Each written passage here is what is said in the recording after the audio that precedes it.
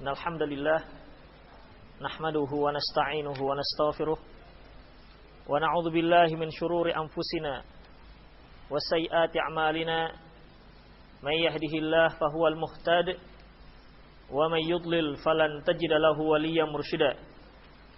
Asyhadu an la ilaha illallah wahdahu la syarika lah wa asyhadu anna Muhammadan 'abduhu wa rasuluhu alladzi la nabiyya ba'dah. Wa qala Allah subhanahu wa ta'ala ya ayyuhalladzina amanu taqullaha haqqa tuqatih wa la tamutunna illa wa antum muslimun. Ya ayyuhalladzina amanu taqullaha wa qulu qawlan sadida yuslih lakum a'malakum wa yaghfir lakum dhunubakum wa man yuti'illaha wa rasulahu faqad faza fawzan 'azima. Ya ayyuhan nasu taqu rabbakumul ladzi khalaqakum min nafsin wahidah wa khalaqa minha zawjaha wa batha minhuma rijalan katsiran wa nisaa'a wattaqullaha alladzi tasaaluna bihi wal arham innallaha kana 'alaikum raqiba. Amma ba'du, inna asdaqal hadithi kitabullah wa khairal hadi hadi Muhammad sallallahu alaihi wasallam wa syarrul umur muhdatsatuha wa kullu muhdatsatin bid'ah wa kullu bid'atin dhalalah wa kullu dhalalatin finnar. Para khafiddin rahimanallahu wa iyyakum, pada kajian yang lalu kita telah membahas tentang masalah wanita idaman, di mana kriteria yang pertama yaitu kaya, yang kedua yaitu nasab. Salah satu faktor mengapa seorang laki-laki menikahi wanita yaitu dikarenakan faktor nasab, dikarenakan nasab. Di mana kalau kita lihat dalam kehidupan sosial, dalam kehidupan masyarakat, nasab merupakan salah satu hal yang sangat erat hubungannya dengan status sosial. Makanya kalau seorang laki-laki menikahi seorang putri daripada pejabat, maka status sosialnya bisa meningkat di hadapan masyarakat. Seperti ketika dia ditanya, sudah menikah, sudah siapa istrinya? Anak gubernur misalnya, atau anak presiden misalnya, atau anak menteri. Dengan ucapan seperti ini, maka status sosialnya di hadapan di mata si penanya itu sudah lebih meningkat, lebih tinggi dibandingkan sebelum dia menikah. Oleh karena itu, salah satu faktor yang membuat seorang laki-laki menikahi wanita yaitu faktor nasab, ya, keturunan yang baik, ya, dan dari keluarga yang baik-baik ataupun keluarga yang terhormat di kalangan masyarakat. Kemudian perlu kita ketahui bahwasanya nasab ini juga sebenarnya tidak bisa dijadikan sebagai dasar untuk meraih keluarga yang sakinah, untuk mendapatkan keluarga yang tentram ataupun keluarga yang damai. Mengapa demikian? Karena Rasulullah sallallahu alaihi wasallam pernah bersabda dalam sebuah hadis yang diriwayatkan oleh Imam Muslim, "Man bata bihi amaluhu lam yusra bihi nasabuhu."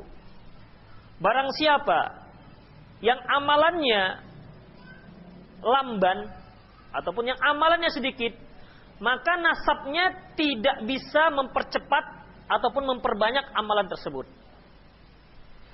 Kalau dalam masalah dunia, mungkin seorang yang aktivitasnya sedikit dan aktivitasnya ini bisa dinilai lebih besar dibandingkan orang lain jika dia berasal dari keturunan yang terhormat atau berasal dari keturunan pejabat misalnya. Namun dalam masalah akhirat, barang siapa yang amalannya sedikit, maka tetap sedikit. Walaupun dia berasal dari orang-orang terhormat, berasal dari keturunan-keturunan para pejabat misalnya. Para khafidin rahimallahu wa iyyakum, oleh karena itu, kalau seorang yang amalannya sedikit, kemudian nasabnya tidak dapat, tidak mampu, tidak bisa menjadikan amalannya tersebut menjadi banyak, ya, berubah menjadi banyak, itu artinya nilainya juga di sisi Allah Subhanahu wa taala juga akan sedikit. Sementara satu kebahagiaan hanya dapat diraih dari nilai agama. Dan kemuliaan juga tidak bisa dinilai dari nasab dan posisi seorang tengah-tengah masyarakat atau status seorang di tengah masyarakat. Allah Subhanahu wa taala firman, "Inna akramakum 'indallahi atqakum." Sesungguhnya orang yang paling bertakwa di hadapan Allah Subhanahu wa taala adalah sungguhnya orang yang paling mulia di hadapan Allah Subhanahu wa taala adalah orang yang paling bertakwa. Para ikhwatiddin rahimallahu wa iyyakum. Demikian masalah nasab. Yang intinya tidak bisa dijadikan modal dasar untuk meraih ketentraman rumah tangga. Kemudian yang ketiga yaitu cantik. Nah, begitu. Ya, cantik. Dan ini merupakan salah satu faktor yang paling banyak diminati oleh kaum pria. Demikian juga yang paling banyak diminati oleh kaum wanita. Namun yang lebih dominan adalah kaum pria. Sebab kaum pria itu dia tidak memandang lagi pada seorang wanita masalah kayanya ataupun nasabnya. Kalau hatinya sudah jatuh, kan begitu, istilahnya sudah fall in love, kan begitu. Sudah jatuh dengan terpikat hatinya dengan wajah seorang wanita, dia tidak akan peduli lagi.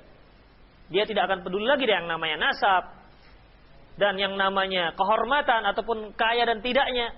Beda dengan wanita. Bagaimanapun tampannya seorang laki-laki yang dia lihat, dia melihat apa kegiatan si laki-laki ini.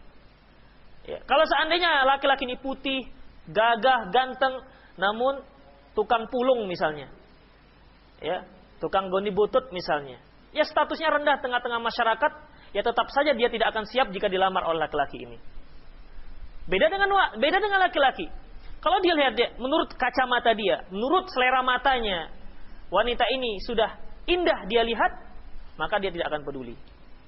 Oleh karena itu, saya katakan tadi bahwasanya cantik ini merupakan salah satu faktor yang paling banyak diminati oleh kaum laki-laki. Wanita juga berminat dengan faktor ini, namun tidak seperti kaum laki-laki. Karena laki-laki biasanya lebih agresif terhadap calon pasangannya dibandingkan sebaliknya. Demikian para ikhwatiddin rahimallahu wa iyyakum. Ya memang yang namanya cantik, ya, terutama menggambarkan kecantikan seorang wanita, itu dari dahulu sampai sekarang itu tidak ada habis-habisnya dibicarakan. Apalagi para penyair-penyair, dari mulai membicarakan tentang rambut, hidung, kuping, mata, alis, bibir, pipi, semua, ya, sampai sekarang tidak pernah habis-habisnya. Begitulah kegandrungan seorang manusia terhadap kecantikan. Namun para ikhwatiddin rahimani Allah wa iyyakum, dan ternyata cantik ini juga tidak bisa dijadikan sebagai dasar yang sangat mendasar untuk meraih rumah tangga yang tetap langgeng dan tentram. Mengapa demikian para ikhwatiddin rahimani Allah wa iyyakum? Karena yang namanya kecantikan ataupun yang namanya ketampanan akan pudar jika sering-sering dilihat. Ya. Suatu perkara yang sangat indah, jika sudah sering kita lihat, maka keindahannya akan memudar. Walaupun keindahan itu sendiri tidak memudar. Karena apa? Karena dianggap sudah biasa. Apalagi dia sudah seorang kekasih, sudah menjadi istrinya, ya. Mulai dia bangun tidur sampai tidur kembali kan itu dilihat terus. Maka yang sebenarnya si istri ini cantik, yang cantik ini menjadi biasa-biasa saja. Begitu. Sebagaimana yang sering saya singgung, orang jelek juga seperti itu. Kalau sudah sering kita lihat, yang jelek dia itu akan menjadi biasa-biasa saja. Mungkin penilaian kita ketika pertama sekali kita melihat seorang yang sudah hitam, legam, mengkilat, yang pertama sekali tersirat dalam hati kita, kok ada orang ya seperti ini? Kok ada yang hitam seperti ini? Itulah yang pertama sekali. Namun kalau sudah sering kita melihatnya, apalagi sudah menjadi teman kita, maka yang tadinya terkejut, ada bisikan-bisikan hati yang terkejut, sudah menjadi biasa-biasa saja. Makanya para ikhwatiddin, ya, yang namanya manusia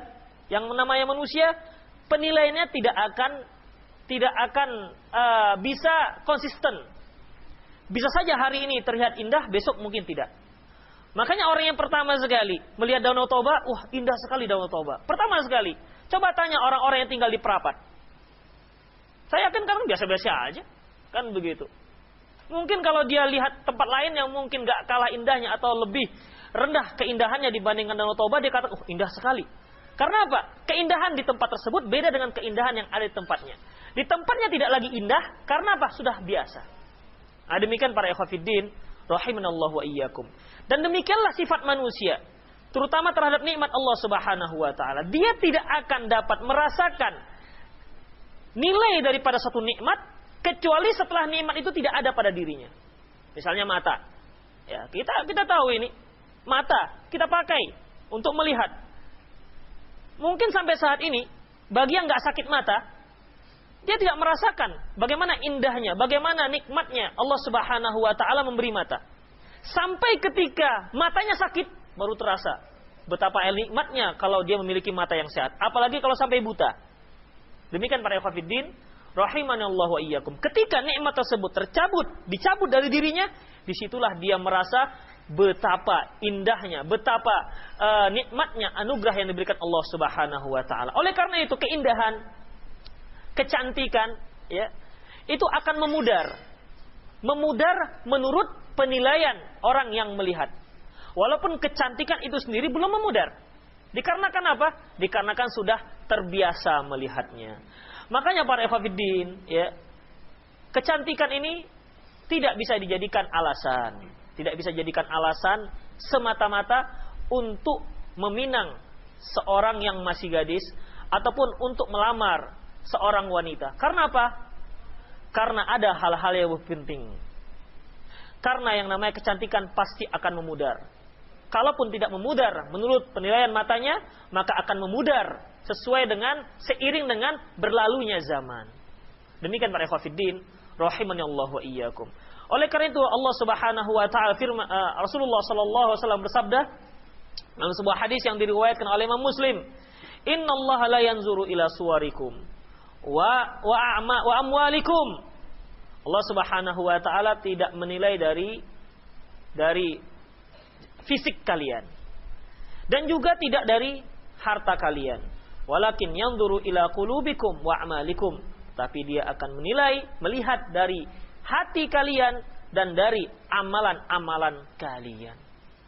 Para hadirin rahimanallahu wa iyyakum, berarti tampang yang keren, wajah yang menawan itu tidak bisa dijadikan faktor yang utama dalam memilih seorang calon istri. Ya, tidak bisa, sekali lagi tidak bisa jadikan sebagai faktor yang utama dalam memilih seorang calon istri. Walaupun secara jujur kaum laki-laki agak sulit menerima masalah ini. Ya. Karena apa? Itu kaitannya karena masalah selera. Saya yakin itu karena masalah selera. Apalagi kalau ada yang ikhwan ini yang mereka ya kalau sudah ikut ngaji Pak Ustadz berarti sudah solehah lah, itu kan tinggal cantiknya aja lagi. Begitu. Jadi ada alasan, dia punya alasan, ujung-ujungnya ya tetap saja memilih berupa cantiknya. Demikian. Para ikhwatiddin rahimanallahu wa iyyakum, memang tidak masalah ya, seorang laki-laki memilih cantik. Oleh karena itu syariat menyarankan dan menetapkan satu sunnah untuk melihat calon pasangan. Nah, nanti akan kita bahas dalam buku ini apa yang bisa dilihat, bagaimana cara melihat, kan begitu. Apa yang harus dilakukan ketika melihat dan seterusnya. Insya Allah akan kita bahas. Namun intinya itu menandakan bahwasanya syariat Islam itu juga mempertimbangkan faktor ini. Syariat Islam mempertimbangkan faktor ini. Artinya apa? Yang namanya laki-laki itu senang dengan yang namanya apa? Yang namanya kecantikan. Demikian juga sebaliknya. Nah, demikian para ikhwatiddin rahimanallahu wa iyyakum. Ya.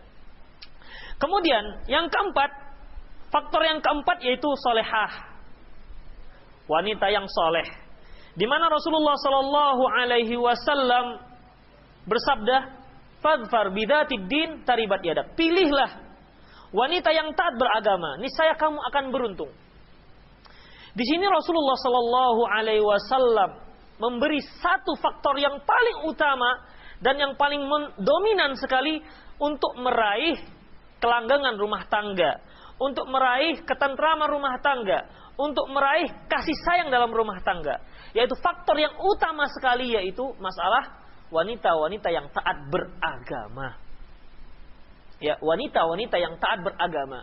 Kalau hanya sekedar cantik, ternyata kita lihat para selebritis, bagaimana gak cantiknya mereka.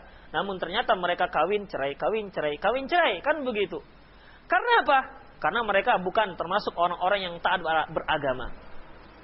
Dan Islam mematokkan satu faktor dan menjamin faktor ini akan meraih rumah tangga yang baik, yaitu solehah. Ya, kita semua meyakini dan mengakui hal ini. Hanya saja ketika di lapangan, ketika sudah melangkah untuk memilih, tetap saja pertimbangan solehah tetap pada poin yang ke-14. Kan begitu. Ini ada akhwat. Satu ya agak gelap, yang satu terang. Kan begitu, bagaikan mentari yang baru terbit. Yang ini jilbabnya biasa-biasa saja misalnya. Ya. Tapi yang ini bagus, taat. Tetap saja limbung ketika dia memilih ini. Limbung, saya yakin limbung. Gimana ya?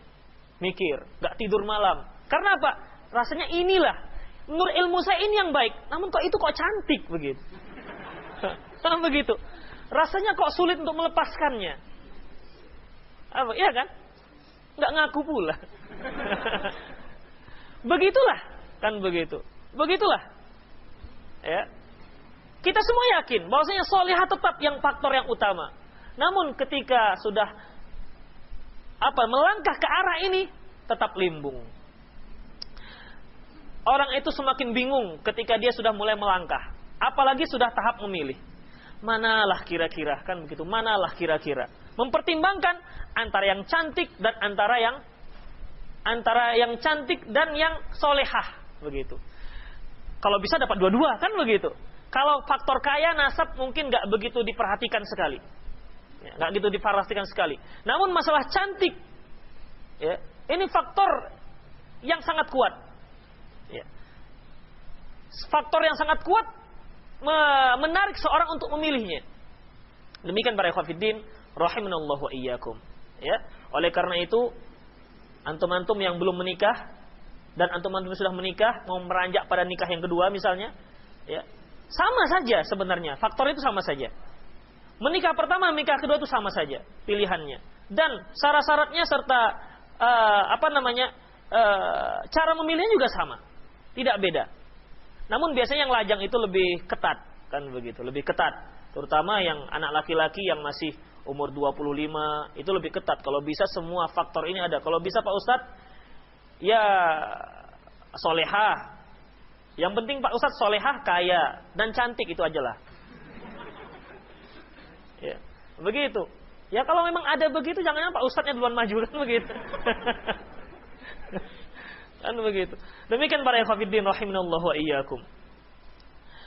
Rasulullah Shallallahu Alaihi Wasallam bersabda dalam sebuah hadis yang diriwayatkan oleh Imam Ahmad, min sa'adati ibni Adam salasatun, wa min syakwati ibni Adam salasatun. Ada 3 hal yang membuat anak Adam itu sejahtera dan yang membuat anak Adam itu susah. Min sa'adati ibni Adam, yang membuat anak Adam itu bahagia, al-mar'atu as-salihatu, wanita yang soleh, istri yang solehah. Wal maskanu salihu, dan rumah yang bagus. Rumah yang bagus di sini maksudnya bukan rumah yang mewah ya. Rumah yang memang layak untuk ditempati, nggak bocor begitu, nggak bisa diintip orang dari luar misalnya. Tapi coba rumah kita mau tidur, hujan gerimis bocor, ya, ini membuat susah. Oleh karena itu rumah itu bagus, namun tidak harus mewah. Bagaimana kalau buat rumah mewah? Boleh nggak? Silakan saja. Ya. Asalkan hasil tidak dari hasil korupsi. Kemudian, jadi wanita yang solehah. Wanita yang solehah. Ini yang membuat mata menjadi sejuk.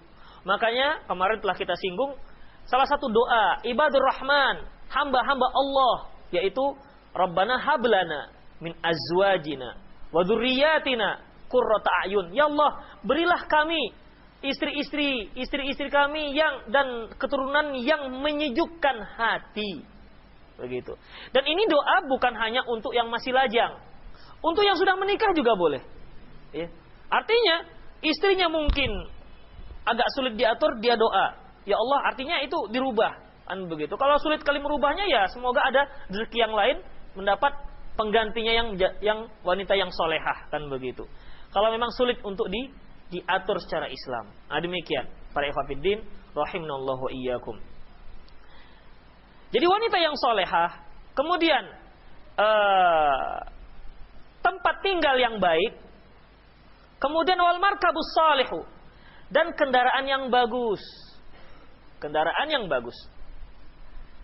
Wa min syakwati ibni Adam, di antara membuat satu perkara-perkara yang membuat anak Adam itu susah, pertama al-mar'atu su, istri yang jahat, buruk akhlaknya. Istri yang buruk akhlaknya.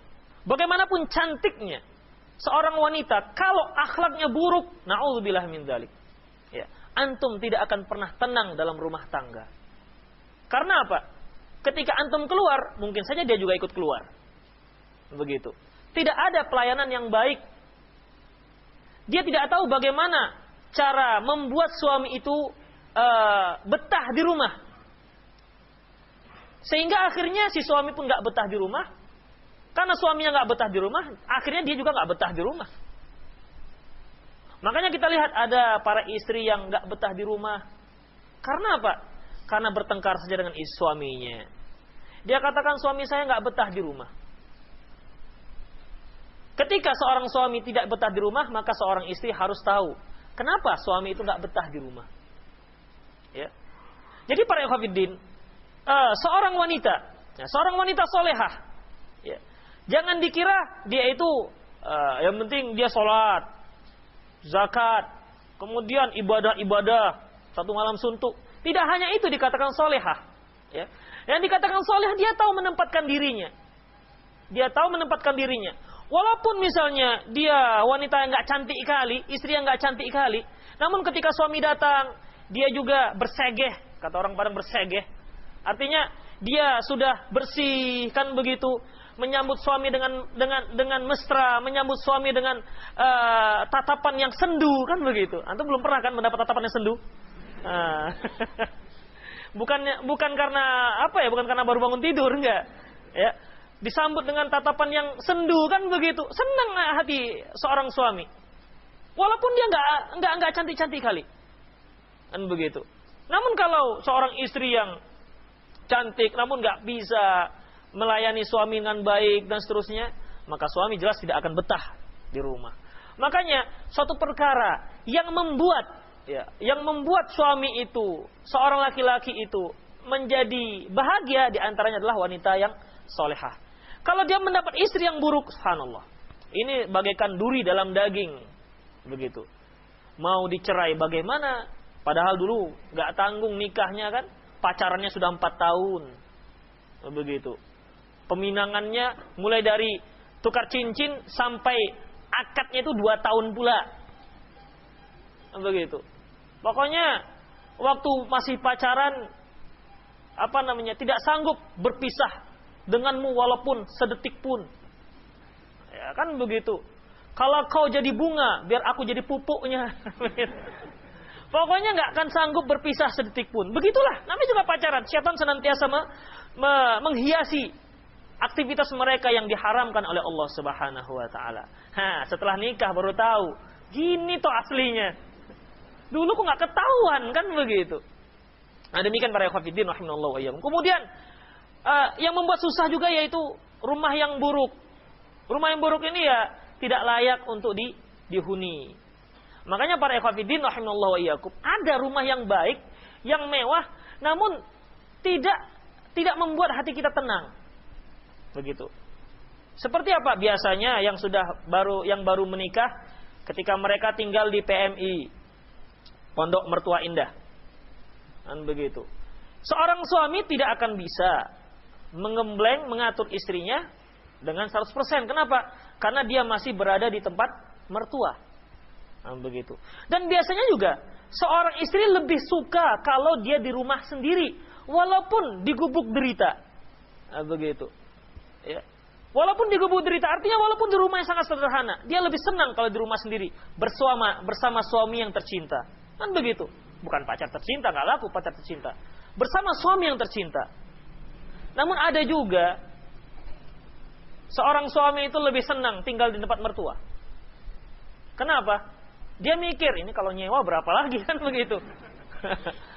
Jadi pemikiran ekonomis, bukan masalah bagaimana dia bisa melakukan menegakkan Islam dalam rumah tangganya.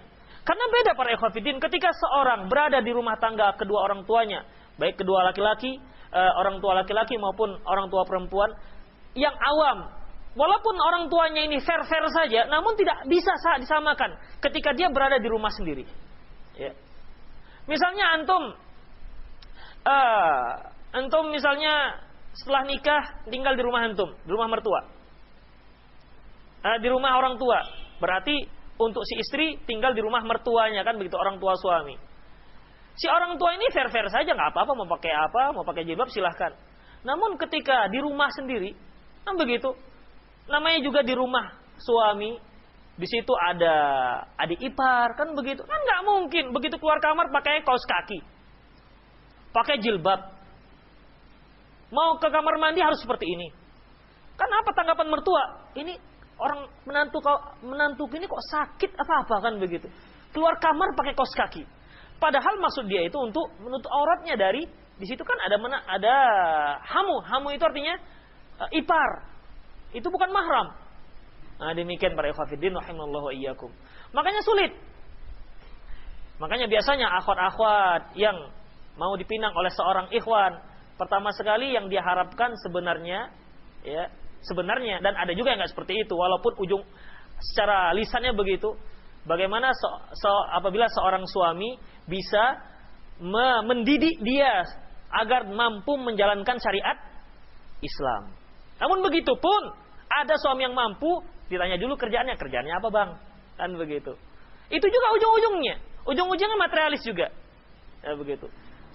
Saya ingin mendapatkan seorang suami yang bisa membimbing saya menjadi seorang hamba Allah yang ideal. Ya, insya Allah saya bisa. Tapi saya kerjanya masih mocok-mocok. Oh iya bang, kalau gitu belum siap. Kalau gitu belum siap. Ada yang seperti ini, kan begitu. Makanya Rasulullah SAW sudah memberi poin-poin yang sebenarnya dijadikan rujukan, ya, landasan dalam rangka menginjakan kaki ke rumah tangga. Kemudian para ikhwatiddin rahimallahu wa iyyakum. Dan yang membuat susah juga yaitu kendaraan yang buruk. Bagaimana nggak susah? Begitu kita engkol nggak hidup-hidup. Harus bersihkan busi. Hidup 100 meter mogok. Begitu. Keringat dingin sudah keluar. Kadang-kadang keringat kuning pun yang keluar. Begitu, susah. Ya. Dan di sini kendaraan tidak harus baru. Kendaraan maksudnya kendaraan bagus, yang tokcer walaupun sudah lama, namun tetap tidak mogok-mogok begitu. Nah, demikian para ikhwatiddin rahimallahu iyyakum. Rasulullah sallallahu alaihi wasallam menyebutkan tentang wanita yang solehah itu bagaimana, allati tuti'u idza amara. Apabila diperintah suaminya dia taat. Ya. Apabila diperintah suaminya dia taat. Saya yakin semua wanita tahu masalah ini. Dia tahu bahwasanya seorang wanita harus taat jika diperintah ataupun disuruh oleh suaminya. Namun untuk melaksanakannya ini yang susah. Sampai-sampai Rasulullah sallallahu alaihi wasallam menyebutkan, "Lau kuntu amiran ayyasjuda ahadun li ahadin, la amartu imra'atan an tasjuda li zawjiha." Seandainya aku diperkenankan untuk dibolehkan untuk menyuruh seseorang agar sujud kepada orang lain, niscaya akan aku perintahkan seorang istri sujud kepada suaminya. Li'idhami haqqiha 'alaiha, dikarenakan besarnya hak seorang suami terhadap istri. Demikianlah Rasulullah SAW menggambarkan bagaimana hak seorang suami terhadap istrinya. Ya. Jadi ketika seorang suami memerintahkan istrinya, dia taati. Tentunya selama perintah ini perintah yang tidak melanggar syariat. Kalau seandainya seorang suami memerintahkan perkara yang melanggar syariat, dek, mulai besok gak usah pakai kerudung-kerudung hitam-hitam gitulah. Ya, seperti ninja bang, tengok. Begitu. Dalam-dalam cukuplah seleher saja, seperti omak-omak itu loh, kan begitu. Seperti orang sekarang, istilah jilbab seksi, kan begitu. Gak betah suaminya. Awal-awalnya sih betah, tapi kadang-kadang faktor keluarga yang yang mengompori. Suamimu itu, istrimu itu gimana? Sudahlah redup kulitnya, pakai hitam-hitam lagi, kan begitu. Apalagi di kampung ini, orang ketika ada yang berjalan dengan pakaian seperti itu di tengah kampung, 1000 mata mengarah ke dirinya, kan begitu. Siapa ini? Siapa itu? Suami siapa itu? Siapa mertuanya? Kan begitu. Akhirnya mertua juga yang kena. Mertua mengompori suaminya, udahlah, suruh tukarlah. Risih keluarga kampung kita ini dengan menantu seperti ini. Akhirnya bisa jadi sang suami berubah pikiran. Begitu. Demikian para ikhwatiddin rahimanallahu wa iyyakum. Jadi kalau selama suami itu memerintahkan dalam perkara-perkara yang tidak melanggar syariat. Kemudian watasurruhu idza nadhara. Kemudian apabila seorang suami melihat istrinya, dia senang.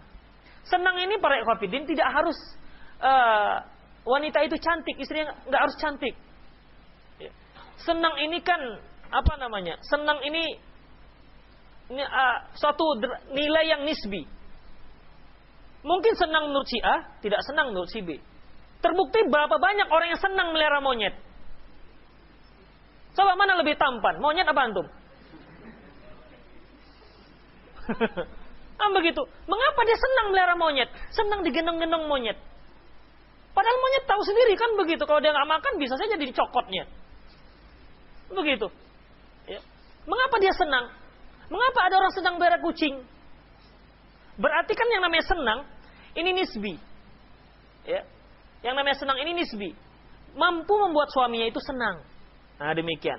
Oleh karena itu seorang istri ketika dia tahu salah satu tipe seorang istri yang solehah, yaitu kalau suami memandangnya, suami akan senang.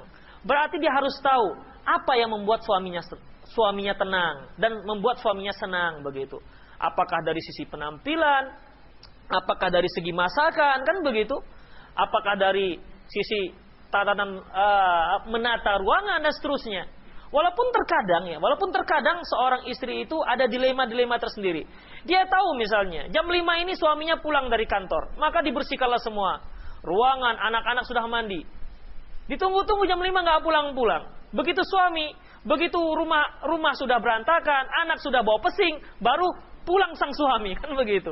Ya, ini dilema tersendiri. Mungkin antum yang belum punya istri nggak tahu masalah ini. Si istri sudah standby menyambut sang suami supaya suami itu senang. Rumah rapi, anak-anak sudah mandi, dia pun sudah oke, kan begitu. Ditunggu-tunggu nggak juga datang. Ketika sudah kembali berantakan, baru suami datang. Kan begitu. Makanya hai para ibu-ibu, bersabarlah. Demikian para ikhwatiddin rahimallahu wa iyyakum. Kemudian wahtafadhuhu fi nafsiha wa maliha. Dan dia menjaga dirinya dan menjaga harta suaminya. Wa tahfadhuhu fi nafsiha wa malihi.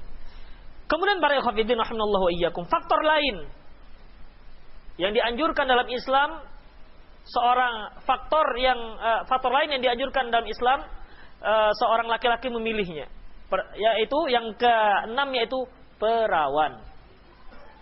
Jadi saya menganjurkan pada antum yang lajang-lajang, jangan pilih janda. Ya, bukan apa-apa. Bukan karena sentimen dengan para janda, enggak. Ya, kita enggak sentimen dengan para janda. Kita hanya berbicara masalah syariat. Rasulullah Shallallahu Alaihi Wasallam pernah berkata terhadap Jabir bin Abdullah. Beliau bersabda, ketika ditanya Rasulullah SAW, apakah engkau sudah menikah? Atazawwajta, apakah kamu sudah menikah? Kata Jabir, kemudian kata Jabir sudah. Begitu. Kemudian dikatakan tazawwadtu imra'atan fi ahdi Rasulullah SAW. Kata Jabir, aku menikah dengan seorang wanita pada zaman Rasulullah SAW. Falaqitun Nabiyya SAW. Kemudian aku bertemu dengan Rasulullah. Qala, beliau bersabda, ya Jabir, tazawwadta? Ya Jabir, kamu sudah menikah? Qultu na'am. Kata Jabir, sudah ya Rasulullah. Qala, beliau kembali bertanya, bikrun am thaibun? Gadis apa janda? Begitu. Gadis apa janda? Jadi kalau antum bertemu dengan teman, ya, antum tanya, udah nikah? Sudah. Gadis apa janda? Itu boleh juga ditanya. Rasulullah tuh menanya, kan begitu.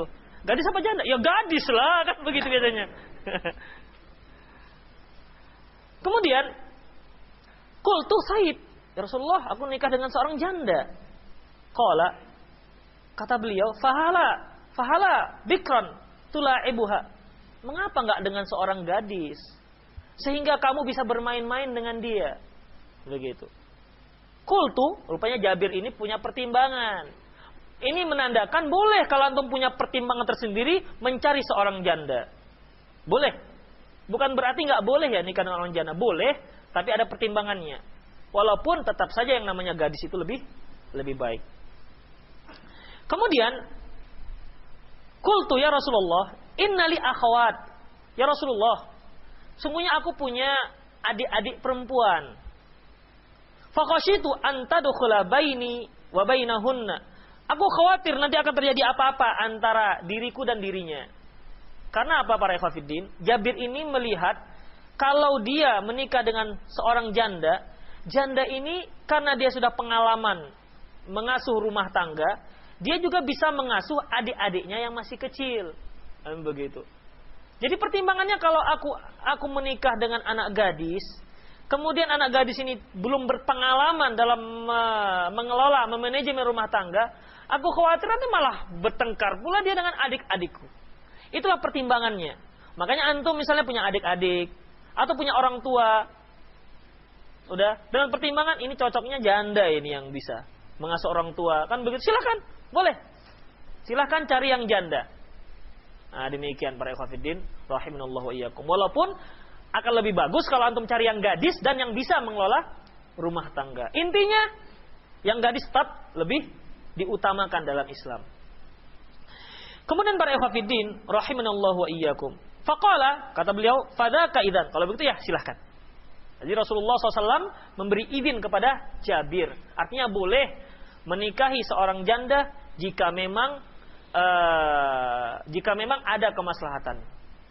Di antara para ikhwatiddin, di antara hikmah mengapa Islam lebih menganjurkan memilih gadis, ya, memilih seorang gadis, dikarenakan apa? Dikarenakan kalau seorang janda dia sudah pernah punya suami. Dan apabila jika ternyata antum itu tidak lebih baik dibandingkan suami sebelumnya, maka dia akan tetap terbayang dengan suaminya yang lama. Suamiku dulu beginilah, tapi kok suamiku yang baru ini kok begini ya? Begitu. Beda dengan orang yang masih gadis. Karena dia belum pernah pengalaman punya suami, dia akan lebih ridho terhadap suaminya. Begitu. Dia tidak akan bisa banding-bandingkan dengan siapa dia bandingkan. Paling dia akan bandingkan dengan ayahnya. Ya, ayahku seperti ini, suamiku seperti ini. Itu nggak begitu berpengaruh dalam rumah tangga. Namun ketika seorang wanita dia membandingkan suaminya yang baru dengan suami yang lama, ternyata apa? Jika suaminya yang lama itu lebih baik, maka dia akan terkenang-kenang suaminya yang lama. Begitu. Karena kebaikan suaminya yang lama. Nah, demikian. Kan suatu perkara yang sangat ironi sekali. Dia berada dengan kita sementara yang dia bayangkan, yang dia kenang adalah suaminya yang lama. Nah, demikian para ikhwatiddin rahimanallahu wa iyyakum. Makanya kata Rasulullah, karena seorang wanita itu lebih ridho terhadap suaminya dibandingkan seorang janda.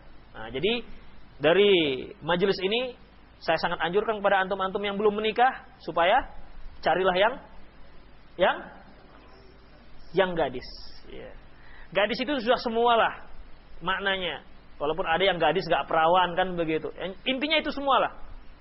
Nah, demikian. Sudah paham ya? Bagaimana kalau yang untuk kedua Pak Ustadz? Bagaimana? Mana yang lebih utamakan? Janda apa gadis? Gimana? Hah? Tetap sama. Tetap sama. Kan begitu. Loh, kenapa? Itu kan berarti Pak Ustadz poligaminya karena hawa nafsu. Orang kalau nggak nikah nggak pakai hawa nafsu pakai apa? Istri itu kan bukan boneka, bukan batang pisang yang bisa dianyutkan ke Sungai Deli. Begitu. Ya, seorang lelaki itu ketika dia menikah kedua, ya sama seperti posisi dia ketika menikah yang pertama, begitu. Ya kalaupun dia misalnya lebih banyak pertimbangannya dibanding anak lajang, kan begitu. Makanya banyak juga yang menikah kedua itu dengan janda. Kenapa? Dia mikirkan anak-anak yang dia bawa. Nah, demikian. Para ikhwatiddin rahimanallahu wa iyyakum. Kemudian di sini Rasulullah SAW juga pernah mengatakan kepada Jabir, mengapa tidak menikahi gadis saja yang dapat engkau cumbu dan dapat mencumbuimu, dapat engkau ajak tertawa dan membuatmu tertawa. Begitu. Ya. Para ikhwatiddin rahimanallahu wa iyyakum, tidak bisa dipungkiri bahwasanya ketika seorang anak lajang dan anak gadis bertemu dalam mempelai dalam sebuah mahligai rumah tangga, itu bahagianya minta ampun. Mengapa? Karena dia belum pernah berpengalaman sebelumnya. Demikian. Dia seperti mendapatkan satu dunia baru, ya, yang antum belum pernah merasakannya. Ya. Nanti antum merasakan ketika antum sudah menginjak dunia pernikahan, antum akan dapatkan dunia baru. Sudah pernah? Belum. Sudah. Akan merasakan dunia baru dibandingkan dunia lajangnya. Nah, demikian, ya. Dan disitulah, ya, seorang anak lajang yang belum pernah nikah sebelumnya dan seorang anak gadis yang belum pernah menikah sebelumnya, ya, dia akan merasakan kebahagiaan. Beda dengan kalau seorang anak gadis nikah dengan seorang yang masih lajang. Nah, seorang yang sudah beristri. Tidak seperti sambutannya tidak seperti dengan orang-orang yang masih lajang. Mengapa demikian? Ya, yang namanya orang yang sudah pernah berumah tangga, dia sudah pernah pengalaman sebelum-sebelumnya. Dan begitu. Demikian juga sebaliknya. Kalau seorang laki-laki menikah dengan seorang janda, dia sudah pengalaman sebelum-sebelumnya, makanya biasa-biasa saja. Nah, demikian. Kalaupun gembira ya gembira sedikit lah, kan begitu, karena statusnya tidak lagi janda. Nah, demikian. Makanya nikahlah dengan janda. Antum salah simpul itu. Salah kesimpulan itu dengan anak gadis. Ya, demikian. Maaf kalau ada yang janda. Artinya kita tidak mendiskreditkan janda. Janda itu tetap ada jatahnya insyaallah. Kemudian yang ketujuh, hendaklah menikahi wanita yang subur dan penyayang. Nah, demikian. Saya kira ini satu perkara yang sudah lumrah. Mengapa? Karena seorang suami, seorang laki-laki ketika dia menikahi seorang wanita, di samping dia akan ingin mendapatkan rumah tangga dan ketenangan jiwa, di antara yang membuat jiwanya tenang yaitu dia melihat anak-anak. Ya, dia melihat anak-anak. Berapa banyak orang yang kaya raya, namun dia belum dianugerahkan momongan. Dia rasa rumah tangganya terasa sepi. Ya. Dia merasa senang ketika dia dengar pekikan bayi yang ada di tetangganya. Walaupun tetangganya sudah kerepotan dengan tangisan bayi. Setiap jam nangis. Namun yang belum pernah punya anak ataupun sudah lama tidak punya anak, dia senang. Aduh, wahai kapanlah aku dianugerahkan suara pekikan ini ada di ruangan tungguku, ada di kamar-kamarku, begitu. Ada satu kisah seorang akhwat. Dia sudah S2. Bahkan sudah mendapatkan cita-citanya. Cita-citanya sudah dia raih. Masalah dunia sudah ada di genggamannya. Namun biasanya seorang akhwat apabila statusnya semakin tinggi tengah masyarakat, maka laki-laki pun agak sungkan untuk maju ke dirinya. Karena kan nggak mungkin kalau tamat SMP maju ke S2, kan begitu. Dan laki-laki yang sudah S2 tentu yang carinya tamat SMA. Ini masalahnya yang lebih mudah. Kan begitu. Kalau sudah S2 kan minimal sudah 30-an. Kan begitu. Apalagi kalau sudah putus nyambung bisa 35. Kan begitu. Ya seorang laki-laki yang sudah S2 dia carinya, aduh jangan cari yang sepaya kan begitu. Yang 30 kan masih ada yang 20. Begitu cara berpikirnya. Makanya seorang akhwat yang sudah statusnya sudah tinggi, maka laki-laki pun agak sungkan untuk maju ke dirinya. Nah, demikian. Dan dia pun nggak akan mungkin menerima sembarangan. Dia S2 yang maju S1. Aduh, S1 pula kan begitu. Sastra lagi. Nah, begitu. Maaf, ini ada yang sastra di sini. Ini bukan menggunakan sastra ya. Sementara dia bagian eksakta. Ya kita nggak bisa memungkiri juga status status pendidikan itu kita nggak bisa memungkiri. Nah, demikian. Orang masih memandang yang eksakta lebih tinggi dibandingkan yang yang sosial, yang sastra, begitu. Karena sastra ini setahu saya yang dia dipelajari tarian Minang, berasal dari mana itu begitu. Yang maksudnya sastra bahasa Indonesia misalnya kan begitu. Karena itu yang informasi yang masuk kepada saya. Kalau salah ya minta maaf begitu. Demikian. Jadi para ikhwatiddin ya, makanya menikahlah dengan wanita yang subur. Artinya supaya mudah mendapatkan anak, demikian. Yang bisa sebagai penyejuk hati dan bisa sebagai peramai rumah yang sepi. Demikian para ikhwatiddin rahimallahu wa iyyakum. Walaupun tidak bisa dipungkiri berapa banyak para istri yang tidak suka dengan anak terlalu banyak, begitu. Ya tidak suka mereka. Namun ini tinggal bagaimana komunikasi antara suami dan istri. Namun ini masalahnya yaitu masalah tahapan sudah selanjutnya itu tahapan setelah berumah tangga. Kita tidak bicarakan masalah itu lebih dalam. Demikian para ikhwatiddin rahimallahu wa iyyakum. Yang insyaallah mungkin akan dibicarakan oleh Ustaz Ali Ahmad nanti pada daurah hari Senin insyaallah. Demikianlah para ikhwatiddin rahimallahu wa iyyakum mengenai wanita idaman, yaitu dia kalau bisa dia dapat kaya, dia juga orang terhormat, cantik lagi, solehah lagi, perawan lagi, kemudian subur. Kalau bisa dapat yang 7 ini, subhanallah, antum bagaikan meraih mutiara di lautan samudra. Nah, begitu. Karena memang sulit mendapatkannya. Ya, memang sulit mendapatkannya.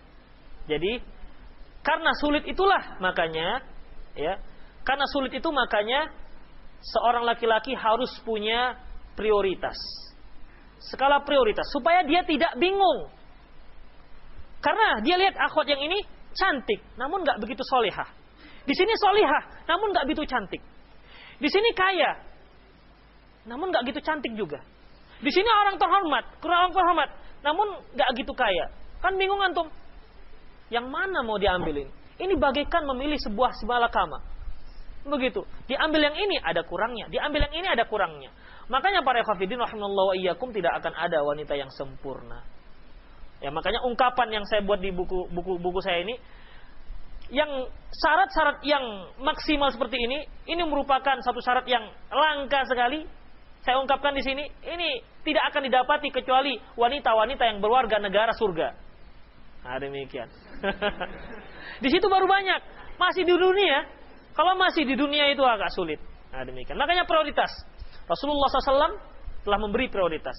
Fadfar bidatid din taribat yadak. Pilih yang agamanya kuat. Nah, setelah itu barulah apa? Yang cantik. Apa yang antum suka lah? Yang cantik, apa yang kaya, ya. Solehah namun nasabnya bagus. Solehah namun kaya. Solehah namun cantik. Solehah namun begitu. Tetap yang prioritas adalah solehah. Demikian. Setuju nggak ini? Yang benar. Prakteknya ini yang susah masalahnya. Tetap saja terfikir. Nah, demikianlah para ikhwatiddin rahimallahu iyyakum. Pada kajian yang akan datang kita akan bahas pula bagaimana memilih pria idaman. Nah, demikian. Aku lu qouli hadza wa astaghfirullah li wa lakum wa lisal muslimin innahu wal ghafurur rahim.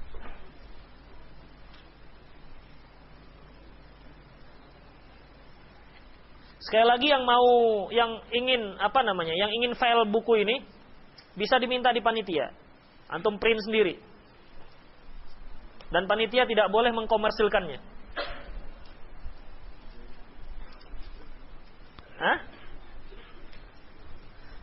Ini kita bacakan pertanyaan yang Sabtu yang lalu ya. Pertanyaan online ini. Apa yang dilakukan seorang akhwat yang kesulitan jodoh sementara umurnya sudah berkepala 3? Para ikhwatiddin, saya sering memberikan satu ungkapan, seorang wanita itu kalau dia masih antara 20-25, itu dia akan berkata siapa saya, siapa dia. Makanya pilihannya ketat. Saya masih muda kan, saya begini. Siapa calon saya? Bagaimana kerjanya? Soleh apa enggak? Begini, ketat. Itu antara 20 dengan 25. Kalau sudah sampai 20-28, dia akan menurunkan syaratnya. Siapa dia? Kan begitu. Kalau sudah 30 ke atas, apalagi sampai 35, ya siapa saja.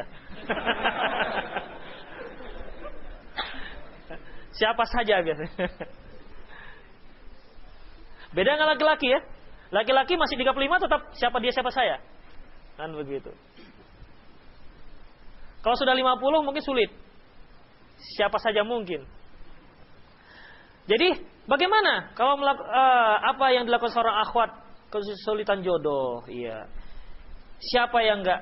Mana ada wanita yang tidak kepingin jodoh, kan begitu. Karena dia tahu bahwasanya seorang suami itulah merupakan pendampingnya. Pendampingnya yang setia, yang tetap bergandengan tangan hingga akhir hayatnya kalau bisa. Kan begitu. Namun masalahnya mendapatkannya ini yang susah kalau sudah berkepala 3. Ya, apalagi kalau sudah sampai beranak 2, kan begitu. Yang pertama sekali tentunya karena masalah jodoh itu adalah rahasia ilahi. Ini bukan arifin ilham ya. Karena itu merupakan rahasia ilahi. Jadi bagaimana? Banyak-banyaklah berdoa pada Allah Subhanahu wa taala. Dan jangan terlalu banyak syarat. Cukuplah syarat yang soleh begitu. Ya. Jangan lagi syaratnya saya kalau nggak gaji 2 juta ke atas, bagaimana ya? Nggak terjamin masa tua. Udah tua, Mbok. Kok sudah tua kok nggak terjamin masa tua lagi, kan begitu. Demikian. Ya, intinya itu. Karena itu merupakan rahasia Allah Subhanahu wa taala, banyak-banyaklah berdoa, kan begitu. Banyak-banyak berdoa dan ya banyak-banyaklah intinya dia harus beritahu kepada teman-temannya, teman-teman terdekatnya lah, jangan semua orang ya. Saya mau nikah, jangan. Ini akan ramai jadinya. Orang-orang yang terdekat bahwasanya dia kepingin menikah. Karena kalau dia sendiri yang tahu, orang nggak tahu. Ini orang ini mau menikah apa tidak. Dia ungkapkan kepada sahabat-sahabat yang terdekat bahwasanya dia sudah ingin menikah begitu. Insya Allah Allah Subhanahu wa taala akan membukakan pintu jodoh. Ya nggak bisa umur 30, 31 kan begitu. Nggak bisa 31, 32. Ya sabar saja menanti. Ya sabar menanti dan tetap tetap berdoa kepada Allah serta ya kasihlah informasi kepada teman-teman yang terdekat. Ya mana tahu ada kan begitu. Dia umur 30 ternyata ada seorang ikhwan yang 40 belum nikah juga misalnya kan begitu.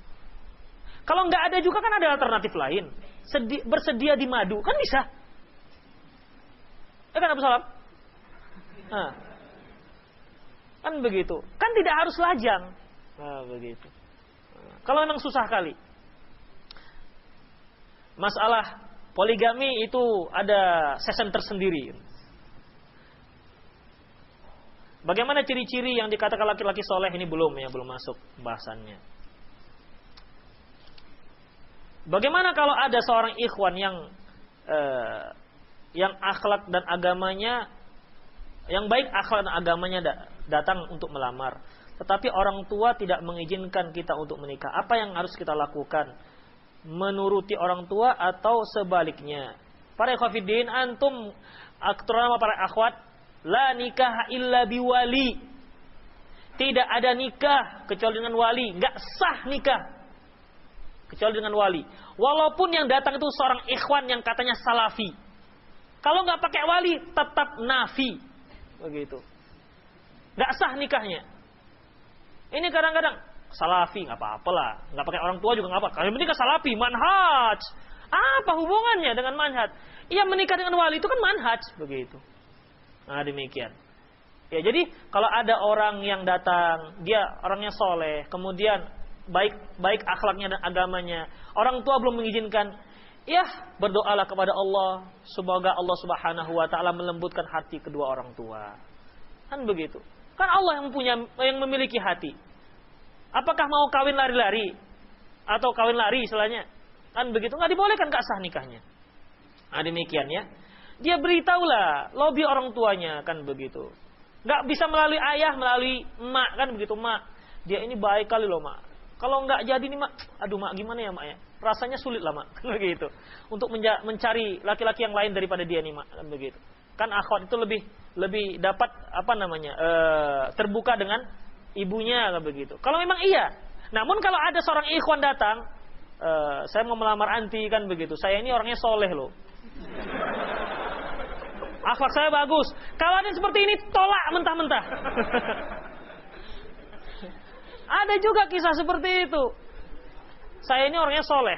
Kata ustadz saya, kalau orang yang menolak orang yang soleh, maka tunggu fitnah.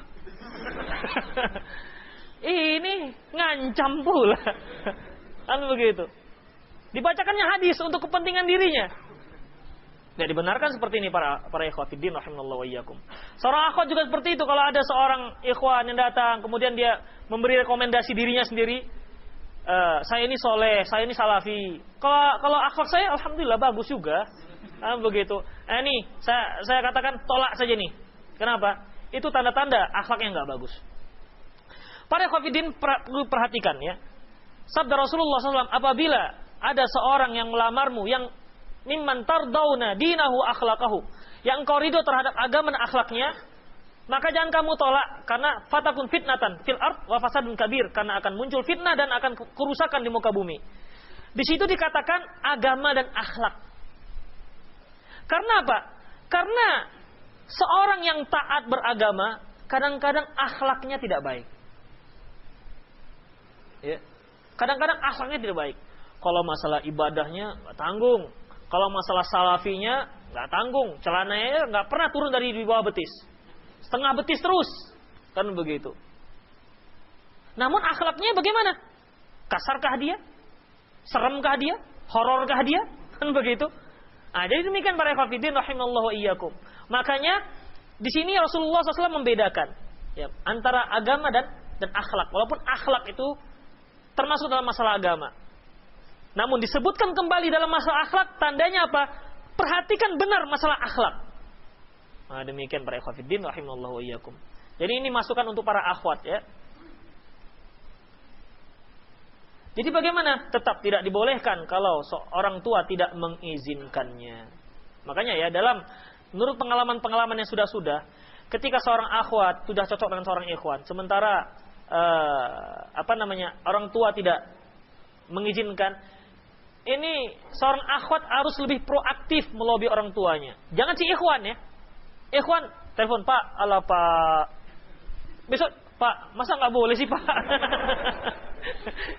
Jangan seperti itu. Ya. Artinya si akhwatnya, kalau memang sudah cocok, akhwatnya lebih banyak melobi orang tuanya, begitu. Orang tua mana yang nggak suka, nggak cinta terhadap anaknya, dan orang tua mana yang tidak ingin anaknya bahagia, kan begitu. Pastilah orang tua itu punya alasan mengapa dia tidak setuju. Gak akan mungkin dia tidak setuju karena ingin anak itu menderita, gak mungkin. Nah, demikian. Kemudian para ikhwatiddin, apakah boleh akhwat menolak ikhwan yang melamar bagus agamanya tapi kurang bagus dalam wajahnya dan tidak kaya? Saya katakan tadi, ya boleh-boleh saja menolak, ya. Boleh-boleh saja menolak. Sebagaimana seorang ikhwan juga boleh-boleh saja menolak karena nggak cocok masalah wajah, boleh-boleh saja. Namun kan itu tidak bisa dijadikan standar untuk mendapatkan rumah tangga yang bahagia. Nah, demikian. Karena Rasulullah kan menyebutkan masalah ini. Artinya boleh, namun tidak demikian yang sebaiknya. Ya. Jadi intinya seorang akhwat boleh, ya, boleh menolak kalau karena wajah. Tapi biasanya ini jarang. Kalaupun dia orangnya hitam, ya hitam Indonesia lah, bukan hitam Afrika kan. Di sini seperti nggak ada lah hitam, putih-putih semua sini. Ya, hitam-hitamnya Indonesia itu kan manis, hitamnya hitam manis kan begitu. Langsat, hitam langsat itu kan agak-agak kering-kering itu. Ya, ini enggak sampai busuk lah. Ya, itu masih lumayan lah kan begitu. Kalau dia datang pakai pakai ya BMW yang keluaran tahun tinggi begitu, jangan tahun rendah ya, tahun tinggi, itu saya kira boleh juga itu kan begitu. Ya. Yang tadinya agak kelam menjadi terang dia. Nah, begitu. Jarang akhwat menolak. Kalau yang berkaitan dengan masalah wajah, kalau yang dia lihat yang datang itu orangnya sudah mapan kan begitu. Sudah sudah mempunyai kepribadian. Artinya punya rumah pribadi, mobil pribadi. Kan begitu.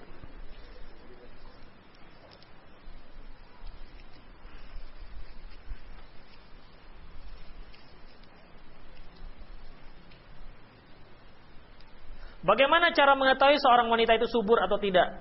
Dari keturunannya. Lihat orang tuanya, makanya dalam ketika mendapatkan biodata dicantumkan, antum tanya berapa sekeluarga, anak yang keberapa, kan begitu. Kalau dikatakan anak satu-satunya, berarti dia dari keturunan yang tidak subur. Oh, saya anak keempat dari 20 bersaudara. Kan begitu. Berarti sangat subur ini. Ya, berarti sangat subur, begitu. Itu salah satu tandanya. Atau dari kakaknya, atau dari adiknya, begitu. Itu salah satu yang mudah, ya, yang mudah.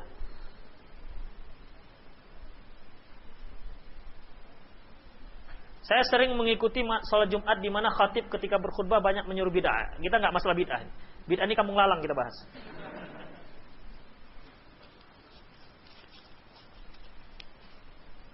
Ustadz, apakah wanita dan laki-laki yang menikah tanpa restu orang tua boleh wali nikahnya, wali hakim? Nggak boleh. Tidak boleh, haram, nggak sah nikahnya. Kalau mereka terus melangsungkannya dan terus berumah tangga, maka zina dan terus zina. Nggak boleh. Para ikhwatiddin, saya nggak suka membuka masalah ini. Karena kalau membuka masalah, kadang-kadang kan begini, ada dikarenakan fanatisme kelompok. Orang tuanya nggak salafi. Jadi ikhwannya salafi. Jadi bagaimana? Ya nggak apa-apa. Kenapa? Karena orang tuanya ini nggak tahu agama ini segala macam.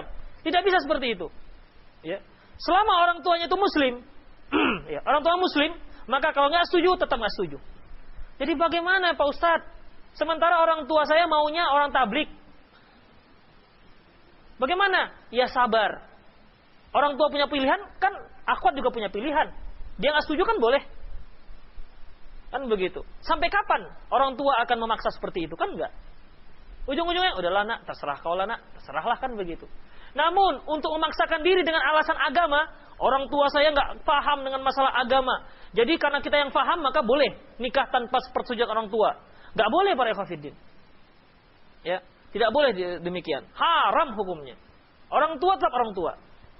Makanya kadang-kadang ada yang bertanya, Ustadz, bagaimana kalau nikah dengan ikhwan yang tidak salafi? Sah, kenapa nggak boleh? Ya, sah. Namun resiko tanggung sendiri. Masalah sah kan beda. Silakan. Akhwat misalnya datang seorang yang bukan yang bermaksud salafi datang melamarnya, cocok dia, silakan, sah nikahnya. Kan begitu. Namun masalahnya ya resiko tanggung sendiri. Nah, begitu. Demikian juga ikhwan misalnya. Payah cari akhwat. Kenapa? Cari akhwat salafi syaratnya tinggi-tinggi sekali, begitu. Harus 2 juta ke atas. Misalnya ini, kalau enggak, ini contoh ya, jangan antum takut pula. Contoh, ya. Harus ya orangnya harus bisa bahasa Arab, begitu. Kemudian harus dia ceramah. Kemudian gaji 2 juta sebulan. Misalnya kan begitu. Baru boleh. Tarifnya terlalu tinggi, kan begitu. Payah Pak Ustadz. Ya silakan antum cari yang lain misalnya, yang lebih dapat, yang mungkin untuk antum lamar. Karena sampai kapan antum bertahan? Kalau memang kriteria antum itu tidak bisa mencapai kriterianya seorang akhwat, kan begitu. Silakan cari yang seorang wanita yang yang Kan ada wanita-wanita awam itu yang hanif. Dia nampak dia hanif sebenarnya. Artinya dia itu sebenarnya mau dibawa, kan begitu. Jangan yang cerewet-cerewet kali lah. Artinya yang memang mau diajak benaran, mau diperbaiki, kan begitu, ya silahkan. Nah, demikian, nggak apa-apa. Sah pernikahan antum. Walaupun itu merupakan alternatif terakhir. Nah, demikian, ya. Jadi tidak ada fanatisme dalam kelompok. Yang laki-laki ini harus nikah dengan perempuan ini, begitu. Tidak ada. Nah, demikian. Selama dia muslim, sah nikahnya.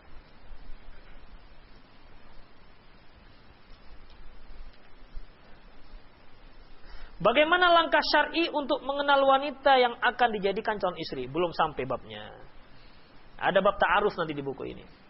Sabar ya. Kalau yang memang mau cepat, datang ke rumah. Bawa gula. Seorang wanita adalah sumber fitnah. Tapi mengapa wanita itu diciptakan? Ya Allah.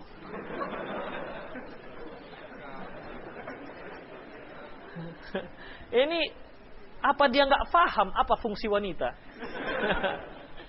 Dunia ini akan sepi tanpa wanita, Pak. Benar, akan sepi tanpa wanita. Betul nggak? Demikian. Makanya anak lajang, terutama yang dia sudah punya pendapatan, dia bingung kalau malam hari kemana dia pergi. Makanya pergi ke tempat teman ngobrol, pergi ke sana ngobrol, nanti jajan, jajan bakso. Dia nggak punya tempat, tempat diskusi, teman sehati, nggak punya. Begitu. Bingung mereka. Coba yang sudah punya istri, dia punya nafkah, dia punya uang, diberikan pada istri. Ya, dia bisa makan dengan istri. Bosan makan di rumah, makanlah di tempat lain. Kan begitu, ya di ayam batoko, di ayam penyet, yang jelas dengan istri beda itu rasanya. Nah begitu. Coba antum-antum yang sudah mencapai usia menikah, walaupun dia punya uang, itu dalam keadaan bingung. Kenapa? Dia nggak tahu. Pulang kerja mau kemana begitu. Betul apa betul? Kan begitu. Dia bingung. Mau ini uang untuk apa? Kan begitu. Masa mau bandari teman terus, kan begitu, ketagihan lah. Begitu, dia akan bingung. Nah, demikian. Coba kalau dia sudah punya istri, jelas kemana pulangnya. Kan begitu. Pulang kerja, jelas kemana titik pulangnya itu jelas. Kalau yang lajang, kemana titik yang mau dipulangkan sekarang nih? Nggak jelas.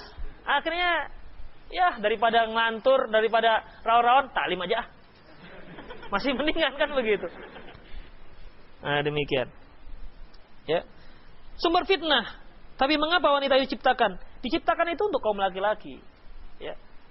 Dan wanita itu jadi fitnah bukan berarti fitnah selamanya. Bahkan wanita itu bisa membawa seorang laki-laki menuju surga. Bisa membawa seorang laki-laki menuju kesuksesan dunia. Contohnya Ibnu Daqiqil Aid. Ya. Bagaimana seorang ulama, siapa yang nggak kenal dengan Ibnu Daqiqil Aid? Kesuksesannya, ketenarannya, kan begitu. Jadi salah seorang berkata kepada Ibnu Daqiqil Aid tentang ketenarannya begini dan begitu, si istri mendengar di belakang. Si istri berkomentar, nggak tahu dia bahwasanya si istri itu memegang peranan tentang ketenaran seorang suami.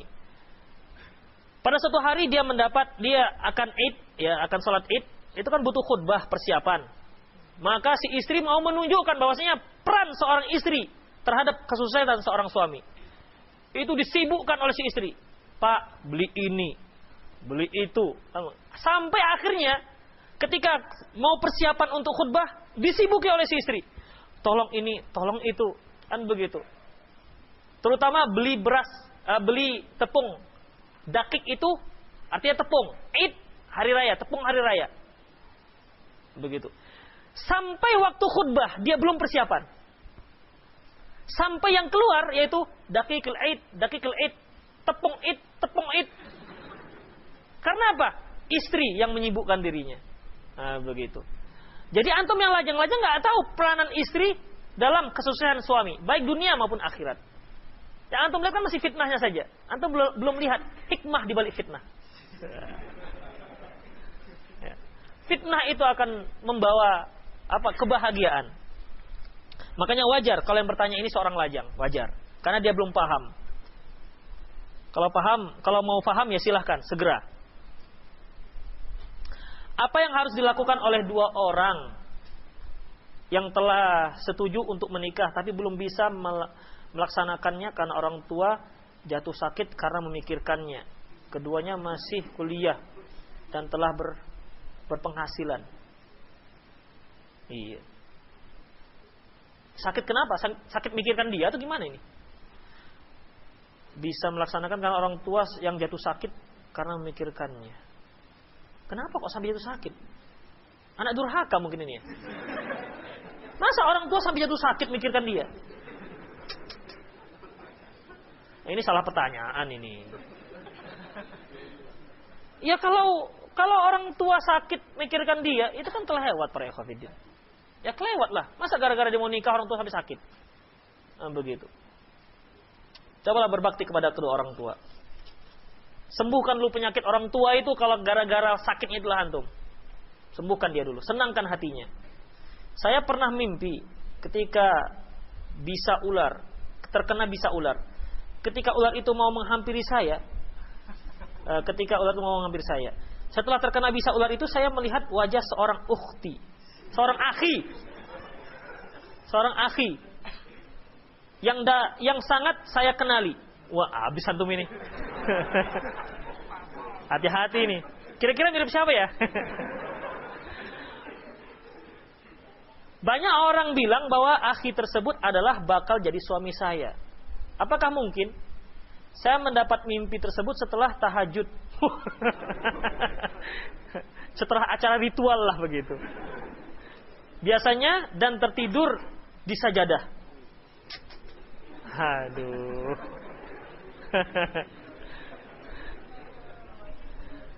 Inilah kalau istilahnya terobsesi dengan seorang laki-laki. Kenapa kok sampai dia yang termimpi-mimpi? Kenapa wajah dia? Kenapa nggak wajah saya lah atau wajah siapa lah begitu? Kan begitu. Ini dikarenakan apa? Tentu dikarenakan pertama dia pernah lihat. Kan begitu. Pertama dia pernah lihat. Kemudian ketika dia lihat sekali, yang namanya wajah, yang punya wajah itu kan akan pergi. Hanya saja bayangan si laki-laki itu masih nyantol di hati. Ini yang muncul ketika tidur. Ya, ketika tahajud di malam hari. Kan begitu. Masalahnya ini tanda-tanda sakit hati, penyakit hati. Mengapa dia sampai cantol di hati? Padahal dia laki-laki. Kan begitu. Yang jelas jauh dan tidak kenal dengan si akhwat ini. Karena orang nggak akan mungkin tiba-tiba mimpi wajah seseorang yang belum pernah dia kenal. Dan ini jarang sekali. Ya.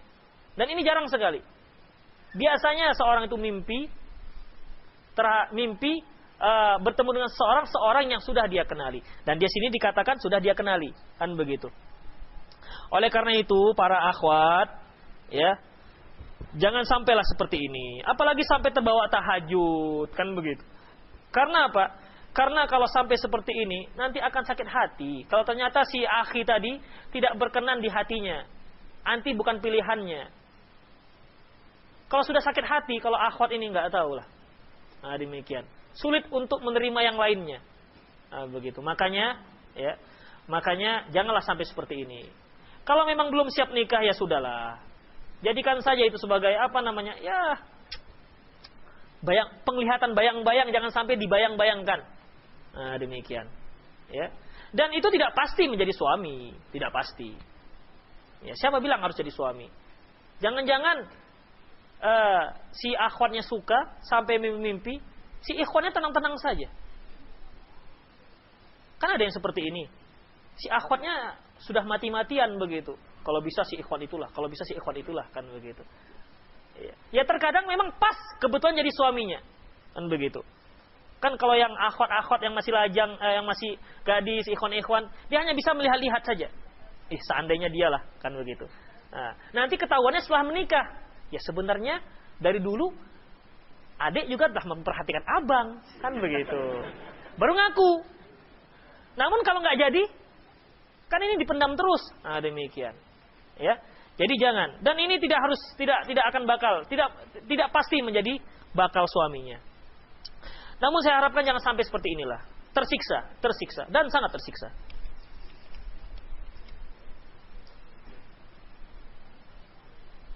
Apa yang dimaksud dengan hadis muttafaqun alaih? Aduh, ini masalahnya lain lah.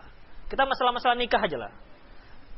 Apakah hadis ini la yashrabanna ahadukum qa'iman? Muttafaqun alaih artinya yang diriwayatkan Bukhari, Muslim.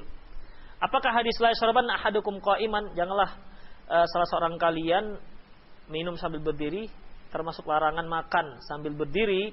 Menurut penjelasannya, salah seorang ulama, seorang tabi'in pernah ditanya mengenai larangan minum berdiri. Pernah ditanya, bagaimana dengan makan? Kata Syu'bah apa siapa begitu. Makan itu lebih terlarang. Nah, demikian. Allahu a'lam bishawab. Ya, kita manfaatkan 2 menit lagi ya. Ustaz, saat saya sedang sendirian, muncul di hati saya keinginan untuk kirim SMS dengan wanita yang bukan mahram saya. Ustaz, berikan terapinya agar saya dapat melawan keinginan tersebut.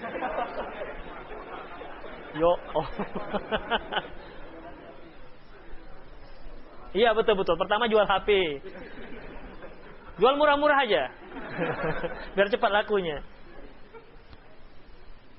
Para ikhwatiddin, ini sakit hati, ini penyakit hati. Antum harus hati-hati bermuamalah dengan seorang akhwat, dan akhwat juga harus berhati-hati bermuamalah dengan seorang ikhwan.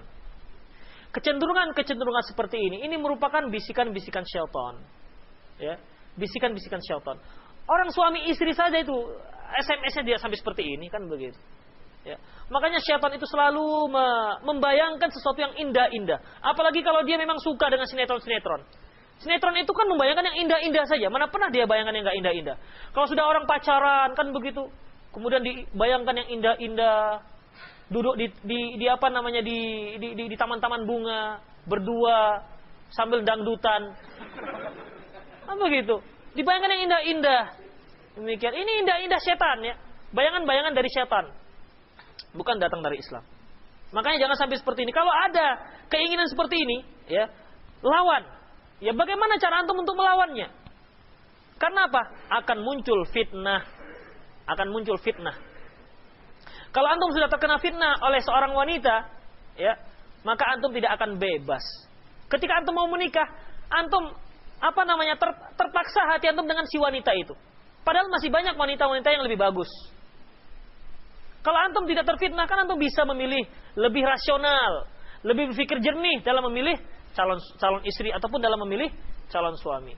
Kalau antum sudah jatuh cinta, semuanya pilihan itu terasa tidak seperti orang yang sudah antum pilih, orang yang sudah antum cintai. Semuanya, tapi kan begitu. Apalagi cinta pertama, susah, begitu. Susah untuk untuk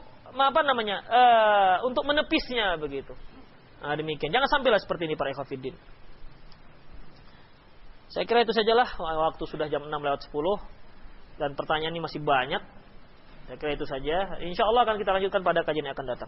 Aku qouli hadza wa astaghfirullah li wa lakum wa lisal muslimin innahu ghafurur rahim.